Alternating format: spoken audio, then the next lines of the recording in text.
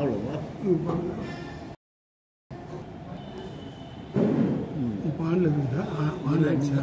On பண்ணல. இதை அழுத்தணுமா? இல்லை அழுத்தியாச்சு மேலே டைமிங் ஓடிப்போ. இதோ மேலே டைம் ஓடிப்போ. அந்த டைம் ஓடிச்சுன்னா ஆனில் இருக்கும். ஆக வையம் என்பது கொஞ்சம்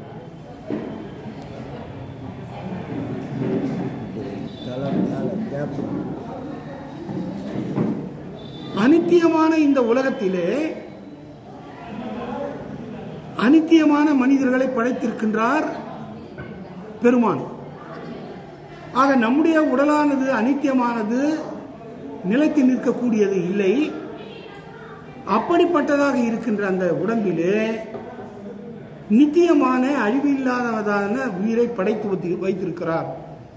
ஆகினாலே எப்படி நெருப்பு சட்டியிலே இடப்பட்ட அந்த தாமரை பூ கருகாமல் எவ்வளவு நாள் இருக்கும் என்று சொல்ல முடியாதோ, அதை போல இந்த உலகத்திலே வாழ்ந்து கொண்டிருக்கின்ற நாம் எவ்வளவு நாள் இருப்போம் என்பதை சொல்ல முடியாத அளவு நாம் அனித்தியமானவர்கள். அப்படிப்பட்ட வஸ்துக்கள் எல்லாம் வைக்கப்பட்டிருக்கிற இடம் இந்த நில உலகம். ஆக இந்த நில உலகத்திலே வாழுகின்ற அந்த பேரு மிகவும் முக்கியமானது.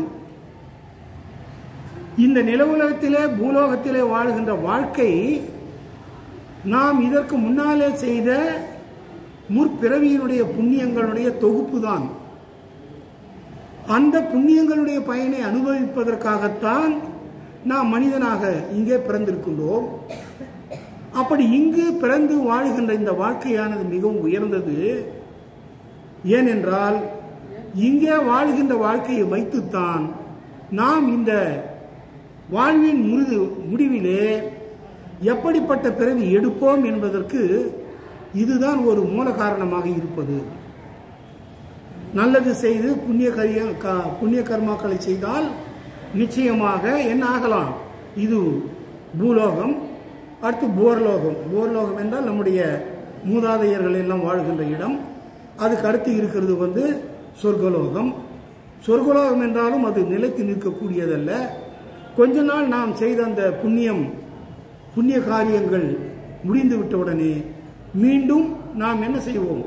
இந்த பூலோகத்திற்கோ அல்லது வேறு உலகத்தில் வாழுகின்ற ஒரு உயிர்களாகவோ வேறு அறிவு உயிர்களாகவோ படைக்கப்படுவோம். ஆகையினாலே இந்த பிறவி முக்கியம். ஆகினால் இந்த பிறவியிலே வாழ்ந்து கொண்டிருக்கின்ற நாம் என்ன செய்ய வேண்டும் என்றால், அங்கே பார்க்கடலுள் பைய துயின்ற பரமன் அடிபாட வேண்டும். பார்க்கடல் என்றால் திருப்பார்க்கடல். திருப்பார்க்கடலிலே மெதுவாக உறங்கிக் கொண்டிருக்கின்ற, உறங்குவதைப் போல் பாவனை செய்து கொண்டிருக்கின்ற அந்த பெருமானை நாம் என்ன செய்ய வேண்டும்? நீராடி விட்டு வணங்க வேண்டும். வணங்குவதோடு மட்டுமல்லாமல் வாய்விட்டு அவனுடைய நாமாக்களை நாம் சொல்ல வேண்டும், துதிக்க வேண்டும். அதை தான் இந்த முதல் 2 அடிகளிலே குறிப்பிடுகிறார். வையத்து வாழ்வீர்கள் நாம் உண்ணும் பாவைக்கு என்றால் பாவையில், அதாவது பாவை நோன்பில் என்று அர்த்தம். செய்யும் கிரிசைகள் செய்ய வேண்டியது என்னென்ன என்பதை பற்றி நான் சொல்லுகின்றேன், கேளுங்கள்னு அர்த்தம். ஆக பார்க்கடலுள் பையத்துகின்ற பரமன் அடிபாட வேண்டும். ஆக நாம் பகவானை வணங்குகின்ற பொழுது என்ன செய்ய வேண்டும்? அந்த பகவானுடைய திருமலர் பாதங்களை பார்க்க வேண்டும். அந்த பாதத்தை சேர்வதுதான் ஒவ்வொரு மனிதனும் சேவிக்க வேண்டிய முக்கியமானது. அந்த பாதங்கள் நம்முடைய தலைமையிலே படுமானால் நாம் புண்ணியம் செய்தவர்களாக கருதப்படுவோம். நம்முடைய பாவங்கள் எல்லாம் தீர்க்கப்படும், முடிந்து போகும். ஆகையினாலேதான் நம்மாழ்வார் என்பவர் அந்த ஆழ்வார்களுள் மிகவும் சிறந்தவர். அவர் சடாரி வடிவமாக எல்லா வைணவ கோயில்களிலேயும் இருக்கின்றார். நாம் பெருமாளை வணங்குகின்ற பொழுது அங்கே சடாரி வைக்கின்றார்கள் அல்லவா? நம்முடைய ஐயங்காரெல்லாம் வைக்கிறாங்க. அது என்னன்னா, நம்மாழ்வாருடைய திருவடி, நம்மாழ்வார் பகவானுடைய திருவடியை நம் தலை மீது அவர் வைக்க ஏற்பாடு செய்கிறார். அப்படி தலை மீது திருப்பாதம் வைத்தால் நம்முடைய பாவங்கள் எல்லாம் அற்றுப்போகும் என்பது நம்முடைய நம்பிக்கை, ஐதீகம். ஆகையினால் அந்த பார்க்கடவுள் பைய துயின்ற பரமன் அடிபாடி, அப்போ நம்பர் 1 குளிச்சிடணும், 2வது அந்த பெருமானுடைய திருவடிகளை தொழ வேண்டும். அப்படி செய்த உடனே நோன்பானது தொடங்கி விடுகிறது. அப்படி எப்படி நோன்பை தொடங்குவது என்றால், நெய்யுண்ணோம் பாலுண்ணோம், நாட்காலை நீராடின்றதை முதல்லயே கொண்டு போய் முடிச்சிடணும். நீராடி விட்டு நெய் உண்ணாமல் பால் உண்ணாமல் இருக்க வேண்டும் அர்த்தம். ஆக நெய்யும் பாலும் இந்த விரத காலத்திலே ஏற்றுக்கொள்ளக்கூடாது. பெண்களாகிய நாம் எல்லாம் அவற்றை பயன்படுத்தக்கூடாது என்று குறிப்பிடுகிறார் ஆண்டாள் நாச்சியார். ஏனென்றால் நாம் ஆயர்பாடியிலே வாழ்ந்து கொண்டிருக்கிறோம். நம்முடைய கண்ணனுக்கு மிகவும் பிடித்தது இந்த நெய்யும் பாலும் வெண்ணையும் தான். ஆகையினாலே நாம் அவற்றை உண்டு விட்டால் ஒருவேளை கண்ணனுக்கு தேவைப்படுகின்ற அந்த வெண்ணெய், தயிர் போன்றவை எல்லாம் கிடைக்காமல் போகும். ஆகையினாலே இவ்வளவு நாட்களாக அவற்றை எல்லாம் பயன்படுத்தி வந்த நாம் இந்த நோன்பு காலத்திலே அவற்றை எல்லாம் உண்ணாமல் தியாகித்து விட வேண்டும், தியாகம் செய்துவிட வேண்டும் என்று அங்கே முதலிலே நெய் உண்ணும். அது ஒரு பால் உண்ணும். பொதுவாக பால் உண்ணோம் அப்படின்னு வருது. ஆனால் பால் உண்றோமா குடிக்கிறோமா? பால் குடிக்கிறோம். ஆனால் நெய்யுண்ணோம் பால் உண்ணோம்னாலும் இருந்தாலும் அப்படி சொல்லுவது ஏற்றுக்கொள்ளக்கூடிய ஒரு சம்பிரதாயமாக இருக்கிறது. ஆகையினால் நெய் உண்ணோம் பால் உண்ணோம், நாட்காலை நீராடி மையிட்டு எழுதோம், மலரிட்டு நாம் முடியோம், செய்யாதன செய்யோம், தீக்குறளை சென்றோதும். அப்ப என்னென்ன செய்யக்கூடாதுன்றது ஒன்று பாருங்க. நம்பர் 1 என்னது? நெய் உண்ணும். 2 பால் உண்ணும். நாட்காலை நீராடி முதல்ல வருது. மையிட்டு எழுதும், மலரிட்டு நாம் முடியும், செய்யாதன செய்யோம், தீக்குறளை சென்றோதும். ஆக 6 கர்மாக்களை, 6 விதமான செயல்களை நாம் என்ன செய்ய வேண்டும்? பின்பற்ற வேண்டும் என்று சொல்லுகிறார். இது ஒன்றும் பெருசா இதுவா? நான் கூட தான் பால் குடிக்கிறது இல்லை, நான் கூட தான் நெய் உணவு ஏற்றுக்கிறது இல்லைன்னு எவனாவது ஒரு மீனவர் குப்பத்திலே பிறந்தவன் சொன்னால் அதை ஏற்றுக்கொள்ள முடியுமா? அந்த நெய்தல் நிலத்திலே வாழுகின்றவர்களுக்கு மிகுதியாக கிடைக்கக்கூடியது எது? அந்த மீன் போன்ற அசைவ உணவு வகைகள். அங்கே கிடைக்கின்ற உணவை நான் உண்ண மாட்டேன் என்று ஒருவன் கூறி அதை தியாகித்து விடுவானால், உண்ணாமல் இருப்பானேயானால் அது மிகவும் பாராட்டப்படக்கூடியது. எதை போல இங்கே ஆயர்பாடியிலே வாழுகின்ற அந்த பெண்கள், மிகுதியான பாலை பொழிகின்ற பசுக்கள் நிறைந்திருக்கின்ற பகுதியிலே வாழுகின்ற அவர்கள் தங்களுக்கு எளிதாக கிடைக்கக்கூடிய நெய்யையும் பாலையும் உண்ணாமல் தியாகித்து விடுகிறார்கள் என்கிற போது நாமும் அவ்வாறே அந்த விரதத்தை கண்டிப்பாக நல்ல முறையிலே மேற்கொள்ள வேண்டும் அர்த்தம். இங்க நெய் உண்ணோம் பால் உண்ணோம்ன்றது ஒரு சாதி வழக்காக இருந்தாலும் அதுல நெய் உண்ணமாட்டோம் என்றால் எதற்காக என்றால், அதனுடைய சுவாபதார்த்தத்தை பார்க்கின்ற பொழுது நாங்கள் ஐஸ்வர்யத்தை விரும்ப மாட்டோம் அப்படின்னு அர்த்தம். நெய் உண்ண மாட்டோம்னா நெய்யும் ஏற்றுக்கொள்ள மாட்டோம், அதே நேரத்திலே ஐஸ்வர்யத்தையும் நாங்கள் விரும்ப மாட்டோம் அப்படின்றது அதனுடைய உள்ளார்த்தம், சுவாபதார்த்தம். அதே மாதிரி பால் உண்ணோம் என்கின்ற பொழுது பாலையும் குடிக்க மாட்டோம், நாங்கள் ஆத்மானுபாவம் என்கின்ற அந்த தனி ஆத்மா அனுபவத்தை, அதைதான் கைவல்யம் என்று சொல்லுவார்கள். அப்படிப்பட்ட கைவல்யத்தை நாங்கள் விரும்ப மாட்டோம் என்று அர்த்தம். ஆக கைவல்யம் என்பது என்னவென்றால், ஒவ்வொரு ஆன்மாவும் என்ன செய்ய வேண்டும்? இந்த பிறவியின் முடிவிலே எத்தனை பிறவி எடுத்தாலும் அந்த பிறவிகளிலே ஏற்படுகின்ற அந்த பாவங்களை எல்லாம் போக்கி போக்கி நீக்கி நீக்கி புண்ணிய காரியங்களை செய்து செய்து அந்த இரண்டும் பாவம் புண்ணியம் இரண்டும் சமநிலைக்கு வந்துவிட்டால் நாம் அங்கு அந்த பரமபதனா அதனுடைய அந்த இடத்திற்கு செல்லுவோம். அதுதான் நாம் இந்த உலகத்திலே பிறந்து வாழ்வதற்குரிய உயரிய நோக்கம். ஆனால் அப்படி பரமபதநாதனாகிய பெருமானிடத்திலே சேராமல் அவருடைய அந்த வைகுந்தத்திற்கு செல்லாமல் வேறு ஒரு பகுதியிலே தன்னை மட்டும் நிலைநிறுத்திக் கொண்டு நானும் கடவுள் என்பதைப் போல இருக்கின்ற ஒரு நிலைதான் அந்த கைவல்யம் என்பது. அந்த கைவல்யத்தையும் நாங்கள் விரும்ப மாட்டோம்னு அர்த்தம். நெய் உண்ணோம், பால் உண்ணுவோம், நாட்காலை நீராடி செய்யாதன செய்யும். இந்த விரத காலத்திலே ஒரு மாத காலத்திலேயும் என்னென்ன செய்யக்கூடாது என்று நம்முடைய பெரியவர்கள் எல்லாம் கூறியிருக்கிறார்களோ அவற்றையெல்லாம் நாம் செய்யக்கூடாது என்று அர்த்தம். அதை செய்யாதன செய்யும். முக்கியமா என்னன்னா தீக்குறளை சென்று ஓதும். தீக்குறள்னா கோள் சொல்லுதல், ஒருவர் மீது மற்றொருவர் சொல்லுகின்ற பழிச்சொல். அந்த பழிச்சொல்லையும் நாம் பேசக்கூடாது. ஏனென்றால் இந்த திருப்பாவை அப்படி பார்த்துட்டு போனோம்னா அங்க சில இடத்திலே அந்த பெண்களை துயில் எழுப்புகின்றது. பேய் பெண்ணே,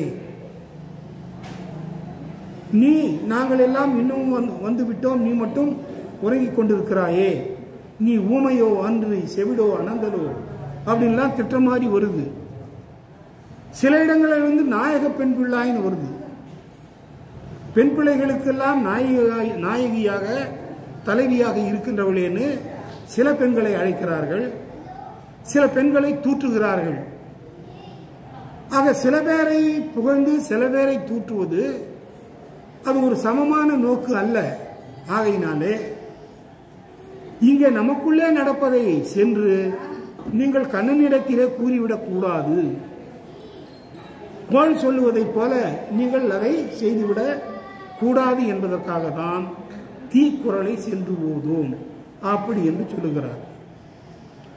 இதுதான் அதனுடைய உண்மையான பொருள். இந்த மாதிரி ஒரு சத் சங்கம் சொல்றமே, சத் சங்கமா இருந்தா உண்மையை சொல்லுவாங்க. அது ஒரு அசத் சங்கம். அசத்து, அசத்துனா என்ன? சத்துனா உண்மை, அசத்துனா உண்மை இல்லாதது, பொய். ஒருத்தர் பேசினாராம் என்னன்னு, திருக்குறளை யாரும் படிக்கக்கூடாது,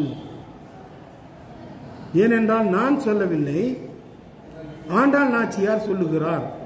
என்னவென்று, எனது தீக்குறளை சென்றோதோம் என்று.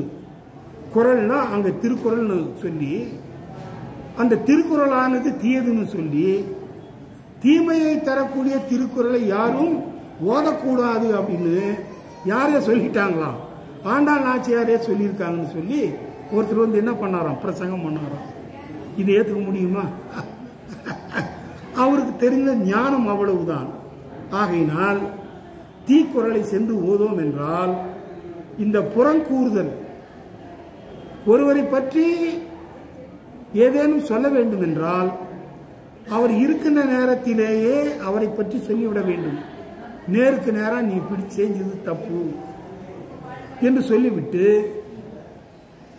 அதோடு நிறுத்திக் கொள்ள வேண்டும். அப்படி இல்லைன்னா நேருக்கு நேரம் ஒரு மாதிரி பேசிட்டு அதுக்கு பிறகு அந்த அம்மா அப்படி போயிட்ட உடனே இந்தம்மா இந்த பக்கமா வீட்டுக்கு போய், தெரியுமா அவ வந்து உன்னை பத்தி என்ன சொன்னா தெரியுமா, நீ ரொம்ப கலகக்காரியா, நீ மழை பெஞ்சா கூட என்ன பண்ணுவியான், கொடை இல்லைன்னா கூட அந்த ஓலையை தலைமையில போட்டு போய் எல்லாம் நடக்கிறதெல்லாம் சொல்லுவியான்னு அங்க போய் கோள் சொல்லுவான். அப்படி இது பெண்களுக்கு ஒரு, பெண்கள்லாம் கோபித்துக் கொள்ளக்கூடாது. அது ஆண்கள் கொஞ்சம் வெளியில சென்றதுனால பெண்கள் வீட்டிற்குள்ளே இருப்பதனாலே இப்படிப்பட்ட ஒரு நடைமுறை இருக்கிறதுன்றதுக்காக சொல்லுகிறார்கள். ஆகையினால் அப்படி செய்யக்கூடாது. தீக்குறளை சென்று ஓதும்.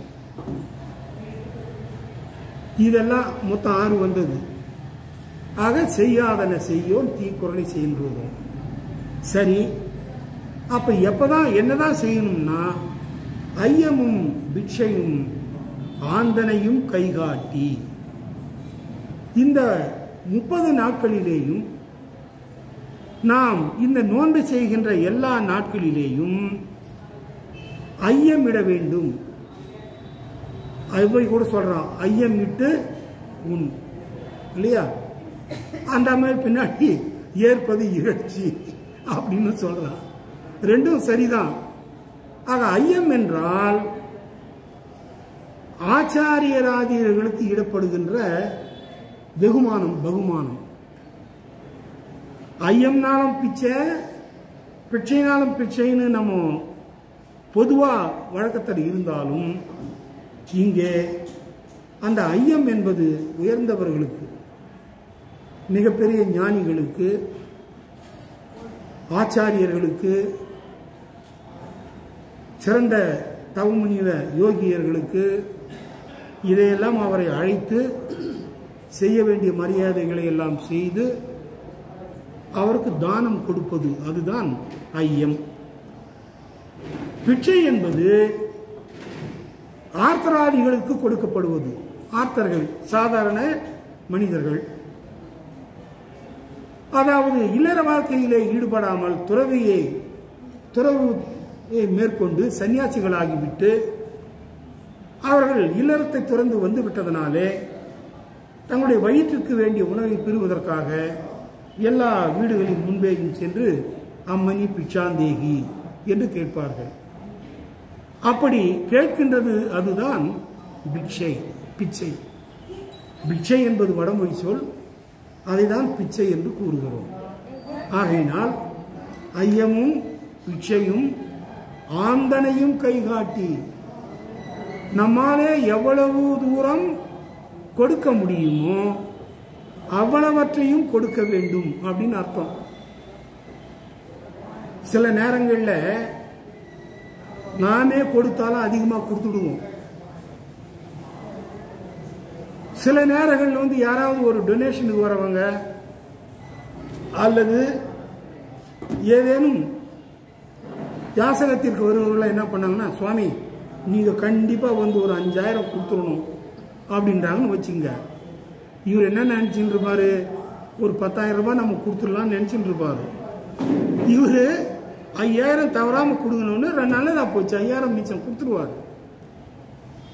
இப்போ ஸ்ரீராமர் காட்டுக்கு போனார்.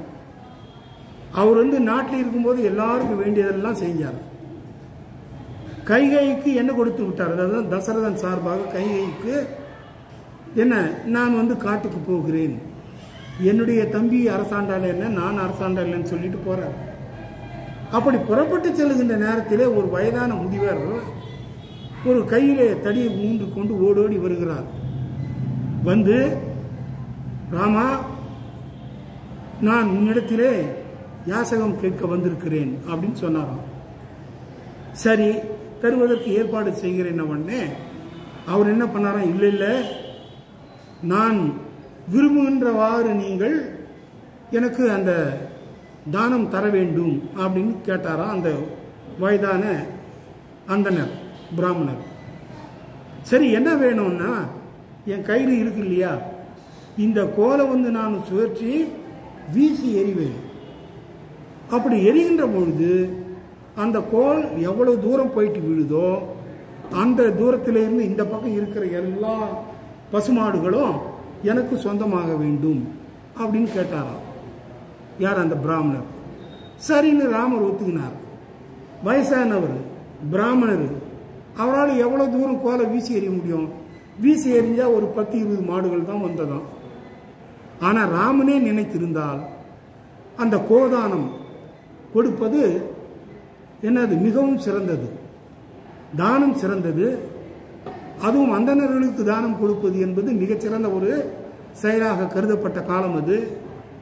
ஆகையினாலே அப்படி அவர் கேட்டதை கொடுக்கின்றார். அது மட்டுமல்லாமல் ஆந்தனையும் கைகாட்ட வேண்டும் என்பது இங்கே ஒரு குறிப்பு. என்ன என்றால், இந்த 30 நாட்களிலேயும் இந்த ஐயம் பிச்சை என்ற இரண்டையும் நாம் செய்ய வேண்டும் என்று இங்கே ஆண்டாள் நாச்சியார் கூறுகிறார். ஆக இதில்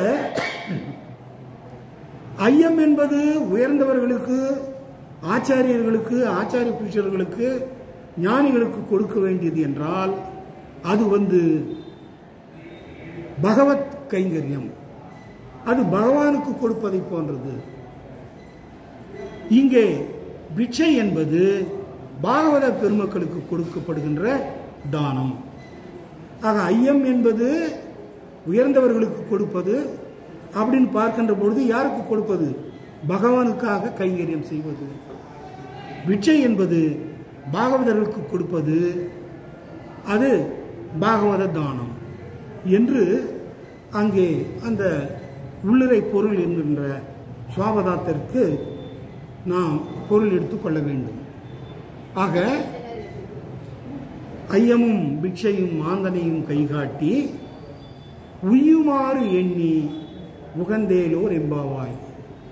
நாம் இந்த பிறவியை நல்ல முறையிலே முடித்துக் கொள்வதற்கு வேண்டிய வழிமுறை என்னவென்றால் இதுதான் என்று இங்கே அந்த மார்கழி மாதத்தினுடைய தாங்கள் மேற்கொள்ளப் போகின்ற அந்த விரதத்தினுடைய சிறப்பை எடுத்துச் சொல்லுகிறார் ஆண்டாள் நாச்சியார். ஆக இவர்கள் எல்லாம் அந்த ஆண்டாளை நன்கு அறிந்தவர்கள். இங்கே ஆண்டாள் ஆண்டாள் என்று நாம் கூறிக்கொண்டு வருகிறோம். பல பேருக்கு தெரியும், ஆண்டாளுடைய உருவம் எல்லாருக்கும் நல்லா தெரியும், எல்லா இடங்களிலேயும் பார்த்திருக்கிறோம். இங்க இருக்காங்களா ஆண்டாள் அம்மா? பேனர்ல இருக்காங்க இல்லையா? இருக்கிறாங்க. ஆண்டாள் அவங்க எங்க பிறந்தாங்க, எப்ப பிறந்தாங்க, இதெல்லாம் நம்ம கொஞ்சம் தெரிஞ்சுக்கணும். எடுத்த உடனே ஆண்டாள் கதையை பார்க்கிறோம். ஆனால் அவர் எப்போது பிறந்தார் என்றால் திருஆடிப்பூரத்து ஜெகத்துதித்தாள் வாழியே என்று ஆண்டாளுடைய வாழி திருநாமம் அது. ஆக ஆடி மாதம் பூர நட்சத்திரத்திலே அவதரித்தவர் இந்த ஆண்டாள் நாச்சியார். இவர் அவதரித்த ஸ்தலம் எது? ஸ்ரீவில்லிபுத்தூர். ஆக ஸ்ரீவில்லிபுத்தூரிலே அந்த உயர்ந்த அந்தணராக வாழ்ந்து கொண்டிருந்த யாருக்கு? பெரியாழ்வாருக்கு மகளாக தோன்றி இவர் வளர்ந்து வருகிறார். ஆகையினாலே அந்த அம்மையாரை பற்றி நாம் குறிப்பிடுகின்ற பொழுது திருஆடிப்பூரத்து ஜெகத்துதித்தாள் வாழியே. ஜெகம்னா இந்த உலகம்னு அர்த்தம். இந்த உலகத்திலே தோன்றியவள் வாழி. அவர் எந்த ஒரு தாயினுடைய கருவிலேயும் இருந்து மகளாக பிறக்கவில்லை, அவர் தானாக அவதரித்தவர். அப்படிப்பட்டவர்களை அயோனிஜர் என்று சொல்லுவார்கள். நம்முடைய அந்த ஆழ்வார்களை பற்றி பார்க்கின்ற பொழுது நிறைய பேர், பொய்கை ஆழ்வார், பூதத்தாழ்வார், பேயாழ்வார், ஆண்டாள், இவர்கள் எல்லாம் கூட தானாக அவதரித்தவர்கள். அதுவும் இங்கே ஆண்டாளை பார்க்கின்ற பொழுது அவர் பூமி பிராட்டினுடைய அம்சமாக வந்து பெரியாழ்வாருக்கு மகளாக வளர்ந்து வருகிறார். பெரியாழ்வாருடைய பெயர் விஷ்ணு சித்தர். அந்த விஷ்ணு சித்தர் அங்கே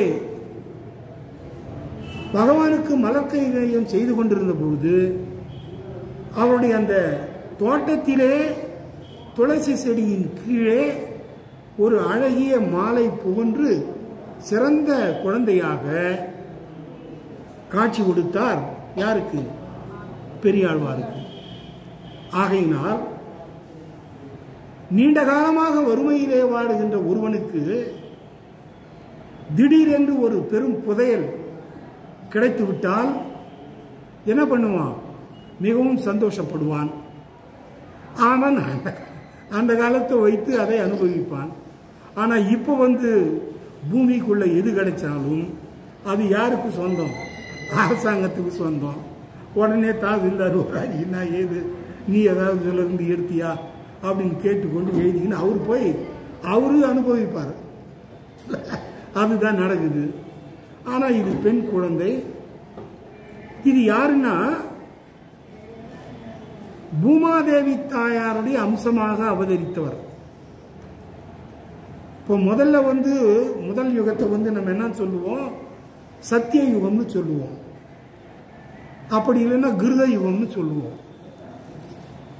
அந்த சத்தியுகத்திலே எல்லாரும் சத்தியத்தை சொன்னார்கள், எல்லாம் உண்மையை பேசினார்கள். 100க்கு 100 மனிதர்கள் வாயை திறந்தா சத்தியம்தான் வரும். ஆகையினால் அந்த கிருத யுகத்தை சத்தியுகம்னு சொல்லுவார்கள். ஆனால் அப்படிப்பட்ட காலத்திலே பகவான் இந்த நில உலகத்தை எல்லாம் படைத்த பொழுது பூமியை கொண்டு இங்கே நிலை நிறுத்தினார்.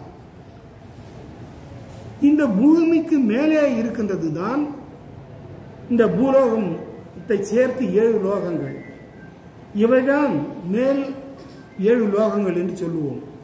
பூலோகம், போர்லோகம், சொர்க்கலோகம், மகர்லோகம், ஜனோலோகம், தபோலோகம், சத்தியலோகம். 7 வந்துடுச்சா? 7 வந்துட்டது. அதே மாதிரி நமக்கு கீழே 7 உலகங்கள் இருக்கின்றன. அதெல்லாம் தான் நரகலோகங்கள். 7 வகையான நரகலோகங்கள். அதலம், விதலம், மிதலம், ரசாதலம், மகாதலம், கதலம், பாதாளம் அப்படின்ட்டு 7 நரகம். இதுல ஒவ்வொருத்தரும் செஞ்சு அந்த பாவத்துக்கு ஏற்ற மாதிரி கொஞ்சம் பாவம் பண்ணியிருந்தா ஒரு தட்டு தட்டி பெருமாள் என்ன பண்ணுவாரு? முதல்ல இருக்கிற அதலத்தில் விடுவார். இன்னும் அதிகமாக கொஞ்சம் அதிகமான பாவம் பண்ணவன்னா அதுக்கு மேலே ஒரு தட்டு தட்டி அதுக்கு கீழே விடுவார். அது என்னது? அது அதெல்லாம் விதலம். அது பிறகு இப்படி ஒவ்வொன்றா கடைசியில் எவன் அதிகமான பாவியாக இருக்கானோ அவனை கொண்டு போய் என்ன பண்ணுவார்? பாதாள லோகத்தில் அழித்து விடுவார். இந்த 7 வகையான நரகங்களும் நம்ம பூமிக்கு கீழே ஒவ்வொன்றும் 100 யோஜனை தூரத்திற்கு கீழே நோக்கி சென்று கொண்டே இருக்கும் அப்படின்ட்டு விஷ்ணு புராணத்திலே சொல்லப்பட்டிருக்கிறது. இந்த விஷ்ணு புராணம் யாரு என்னன்னா நம்முடைய யாரு? வேதவியாசர் இருக்கார் இல்லையா? வேதவியாசர் யாரு? வேதங்களை எல்லாம் வகைப்படுத்தி பிரித்தவர். ஆகையினாலதான் வேதவியாசர்னு பேரு. அவருடைய அப்பா பராசர முனிவர். அவர் எழுதுனதான் இந்த என்னது இப்ப நான் சொன்ன புராணம். என்ன புராணம்? விஷ்ணு புராணம். இதுல எந்த பாவம் பண்றவனுக்கு என்னென்ன நரகம் கிடைக்கும் அப்படின்றது விளக்கமா சொல்லியிருக்கார். எவ்வளவோ பாவங்கள் நாம் செய்கிறோம். ஆகினால ரொம்ப உஷாரா நம்முடைய வாழ்க்கையை வாழணும்னு அர்த்தம். ஆக இப்படி அந்த வையம் என்பது நடுப்பகுதியிலே இருக்கின்றதாகினாலே நீ இங்கே இருக்கின்ற வாழ்க்கையை வாழ்வதற்கு அடிப்படை காரணம் நல்ல முறையிலே வாழ்ந்தால் ஒன்று மேலோகம் போவாய், இல்லை கீழோகம் போவாய். ஆகையினாலே நமக்கு நாமே நம்முடைய அடுத்த பிறவிக்கு வழிவகுத்து கொள்ளுகின்ற இடம் எதுதான்? இந்த வையம். ஆகையினாலே தான் இந்த வையத்து வாழ்வீர்கள் என்று வையத்திற்கு, இந்த நில உலகத்திற்கு சிறப்பை கொடுத்திருக்கிறார் ஆண்டாள் நாச்சியார். ஆகையினாலே இப்படி அந்த பெண்கள் எல்லாம் செய்ய வேண்டிய அந்த பாவை நோன்பை பற்றிய அந்த விரதங்களை பற்றியெல்லாம் இங்கே சொல்லி இருக்கிறார். ஆக இதை செய்வதனாலே என்ன பயன் ஏற்படும் என்றால், எல்லோரும் ஒருமித்த கருத்தாக சொல்லுவது, இங்கே கன்னிப்பெண்கள் எல்லோரும் இதை செய்தால் நிச்சயமாக நல்ல கணவன்மார்கள் பெறுவார்கள். இந்த லோகத்திலேயும் நல்ல வாழ்க்கை வளமாக இருக்கும். அதை தான் கடைசியில் சொல்றாங்க 30வது பாடலிலே, செங்கன் திருமுகத்து செல்வ திருமாலால் எங்கும் திருவருள் பெற்று இன்புருவர் எம்பாவாய் அப்படின்னு சொல்றாங்கன்னா, இந்த திருப்பாவையை படிக்கிறதுனால ஏற்படுகின்ற அந்த பயன் இங்கே கூறப்படுகிறது. ஆகையினாலே இப்படிப்பட்ட இந்த திருப்பாவையை நம்ம படிக்கணும். படிக்கிறதுக்கு நேரம் இல்லை, கேட்கணும்.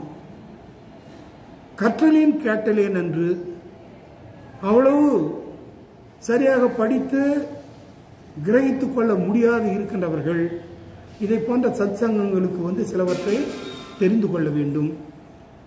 அதற்காக தான் இந்த பிரவச்சனங்கள் எல்லாம் ஏற்பாடு செய்யப்படுகின்றன. ஆகையினாலே இந்த அருமையான மாலை நேரத்திலே இங்கே அற்புதமான இந்த சொற்பொழிவிலே மதில் மதில் சொல்லிக்கணும்தானம்மா. நெய்யுண்ணும் போது நாங்கள் ஐஸ்வர்யத்தை விரும்ப மாட்டோம். பாலுண்ணோம் என்கின்ற பொழுது ஆத்மானுபாவம் கைவெள்ளத்தை விரும்ப மாட்டோம். பால் குடிக்க மாட்டோம்னு சொன்னா கூட எங்களுக்கு என்ன வேணாம், கைவல்யம் வேண்டாம், ஐஸ்வர்யம் வேணாம். அது பிறகு மை தீட்டிக் கொள்ளுவதுன்றது அந்த கண்களுக்கு அழகு, மை தீட்டிக் கொள்ளுவது என்று நினைக்கக்கூடாது. உண்மையான கண்ணுக்கு அழகு என்னவென்றால் அந்த கண்ணனை கண்ணார காண்பதுதான்.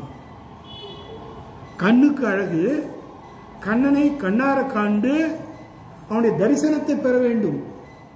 அதுதான் ஒவ்வொருவரும் மேற்கொள்ள வேண்டிய, கண்ணுக்கு கொடுக்க வேண்டிய செயலை ஒழிய பணியை ஒழிய என்ன இல்லை, மை தீட்டிக்கினா போதாது. அதே மாதிரி மலரும் சூட்டிக்கொள்ள கூடாது என்பதைத்தான் இங்கே ஆண்டாள் நாச்சியார் எடுத்து சொல்கிறார். அதனால தான் நீங்கள் போனீங்கன்னா, திருமலைக்கு போனீங்கன்னா இங்கேருந்து போகும்போது எவ்வளவு புஷ்பங்கள்லாம் தலையில் வச்சுட்டு போனாலும் அங்கே மேல் திருப்பதி போன பிறகு அல்லது அதுக்கு முன்னாடி என்ன பண்ணுவாங்க, அந்த புஷ்பத்தை எல்லாம் எடுத்து சொல்லி விடுவார்கள். ஏனென்றால் அங்கே இருக்கின்ற எல்லாமே யாருக்கு சொந்தமானவை, பகவானுக்கு சொந்தமானவை. அதை அவர்தான் அனுபவிக்க வேண்டும் என்று ஒரு நியதியை நம்முடைய திருமலை திருப்பதி தேவஸ்தானத்தினர் வைத்துக் கொண்டிருக்கிறார்கள். ஆகையினால் எல்லோரும் இந்த நல்ல அற்புதமான ஒரு பிரபந்தம், 30 பாட்டு. இதுக்கு முன்னாடி நான் கூட தொடக்க காலத்தில் பெண்கள் அந்த பள்ளி குழந்தைகள் எல்லாம் வரணும், இந்த திருப்பாவையை சேவிக்கணும், போட்டி நடத்தினேன், மாறுவேட போட்டி நடத்தினேன். அப்படிலாம் நடத்துறதுக்கு கொஞ்சம் பேர் அப்படி இப்படி உதவி கொடுத்தாலும் நிறைய நம்முடைய கைவிட்டு எல்லாம் போகிறதா இருக்குது. அதுவும் இல்லாமல் இப்பெல்லாம் அந்த பள்ளி ஆசிரியர்கிட்ட ரெஸ்பான்ஸ்ன்றமே அந்த பொறுப்பு இல்லை.